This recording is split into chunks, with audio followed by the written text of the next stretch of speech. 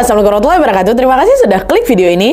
Di malam ini aku datang kembali membawakan satu kisah horor Wawa part selanjutnya, Wak. Kisah kali ini tuh dialami sama Wawa kita waktu bekerja menjadi pegawai koperasi harian yang tugasnya menagih hutang ke beberapa daerah. Nah, awalnya, Wak, pekerjaan Wawa ini berjalan ya normal-normal aja. Nasabah yang ditagih juga nggak ada masalah sama sekali. Sampai pada suatu hari Wawa mulai ngalamin gangguan mistis di kantornya dan di daerah tempat dia nagih hutang ini. Mulai dari ngerasa ada sosok tapi nggak ada wujudnya, dengar suara-suara aneh, dinampain sosok yang wujudnya menyerupai binatang, sampai ada juga sosok yang berubah menyerupai Wawa. Penasaran gimana kisah selengkapnya? Jadi tanpa berlama-lama kita langsung masuk aja ke ceritanya.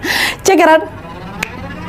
Oke, wajar kisah malam ini datang dari salah satu Wawa kita yang bernama Azam. Halo Bang Azam. Jadi kisah ini tuh bermula pada saat Azam ngerantau ke Pulau Sulawesi pada saat dia ini bekerja menjadi pegawai koperasi harian atau koperasi yang menyalurkan pinjaman ke masyarakat dengan sistem angsuran harian. Nah, di sana Azam nginap di mes yang memang sudah disediakan sama perusahaan. Jadi mesnya ini jadi satu sama kantor, Wak, gitu. Tugasnya Azam waktu itu adalah menagih cicilan atau menagih hutang semua nasabah yang tersebar di 7 desa dalam satu kabupaten. Ini kita sebut aja desanya A, B, C, D, E, F, G gitu ya. Nah, untuk urutan nagihnya juga harus sesuai sama urutan desa yang udah aku sebutin tadi, Wak. Dimulai dari desa A yang paling dekat sama kantor sampai nanti ke desa G yang paling jauh dari kantor, which is paling ujung nih. Nah, Azam waktu itu masuk kerja dari hari Senin sampai hari Sabtu dari jam 8 pagi sampai seselesainya. Nah, biasanya semua pegawai itu baru selesai nagih hutang sekitar jam 9 malam. Kadang pun masih lanjut lagi lembur bikin laporan di kantor sampai tengah malam. Kayak gitu terus sistem kerja mereka. Nah, waktu awal bekerja, Azam masih ditemanin sama salah satu seniornya untuk menagih hutang ke desa-desa tadi. Tapi setelah 1 minggu bekerja, barulah Azam dilepas nagih sendirian. Udah nggak ada pendampingan lagi. Awalnya semua berjalan lancar, Wah. Azam mulai terbiasa sama ritme kerja di sana. Dia juga udah hafal nih sama rute jalan menuju ke 7 desa tempat dia nagih hutang. Dan FYI, Wak, setiap berangkat ke desa-desa tadi, Azam ini pasti ngelewatin jalan aspal sempit khas pedesaan yang masih asri. Nah, jalan dari desa A sampai desa D itu yang masih relatif aman-aman aja lah dia. Dari desa 1 sampai desa 4 masih aman. Tapi